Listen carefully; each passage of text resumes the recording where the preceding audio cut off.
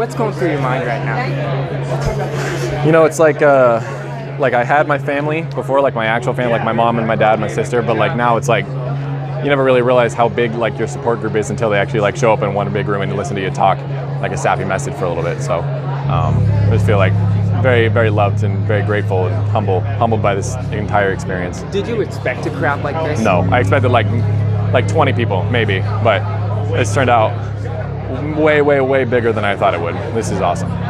What went through your mind after getting 19.7? You put your hands on your head and you had this amazed look in your mind. What was going through your mind when you hit the pit? Well, the look was that, because right after I jumped 19, it was 592. When I jumped 19.5, I knew I'd gotten a silver medal, so I was already losing my mind over that. And then when I jumped 19.7, I kind of like let out like a high-pitched scream like a little girl because of how excited I was. I haven't broken my personal best in 2 years, so to one, just have it happen, and then two, have it happen at the Olympic Games, it's kind of the best you can hope for. So I was already secured with the silver medal, and to have that extra PR at the very end of it was just kind of like cherry on top. What does it mean to PR at the Olympics? It meant everything. It meant every culmination of every childhood dream that I ever dreamed up coming to life, and it happened to be at the exact perfect spot. So it's really hard to describe a perfect scenario without just using the word perfect. I wish there were like more words that I could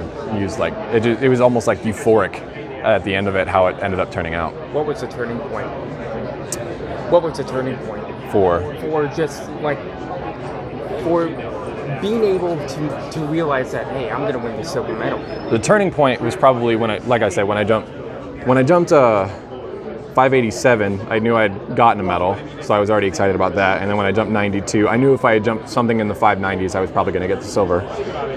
So I jumped 92, and that's why I like put my head in the pit and just kind of soaked it in for a sec, and then continued to try to stay in it after the excitement, try to get a PB, and we did that. So probably after that, like third or fourth bar. On your first miss, how hard was it just to stay focused? Were you still optimistic at that point? Oh yeah, absolutely. I mean, we get 3 attempts for a reason. So when I missed it, I was like, it's fine. I'll clear it. And I've been jumping 5 meters 80 this entire season. I've only had one meet below it. So at this point, it's almost like second nature. So we got that one miss, and I was like, that kind of sucks. But after that, we were totally fine. What were the conversations like between you and Miles as you gradually got to the 590s, 592, 597? Conversation just stayed the same. We kind of just tried to focus on technique and keep our heads in the game and keep our heads down until we jumped what we wanted to jump. But everything was basically the same. I would walk over to him after either a failed or successful attempt, and he'd give me tips and tell me what to do, and I'd do it. And then if it worked, it worked. If it didn't, it didn't. When you received the medal for the first time, when you looked at it for the first time, what was that moment like? Well, it was fun.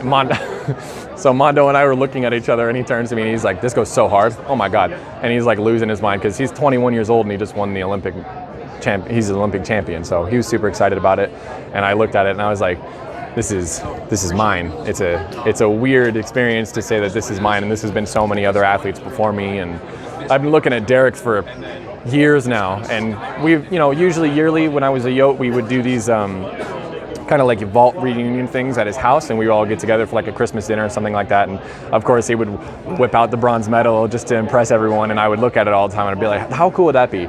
And I've had so many talks with Derek about how inconceivable it is to get a medal, to be top 3 on the day, especially at the Olympics or even a world championship or even the US championship. It's like, it seems impossible.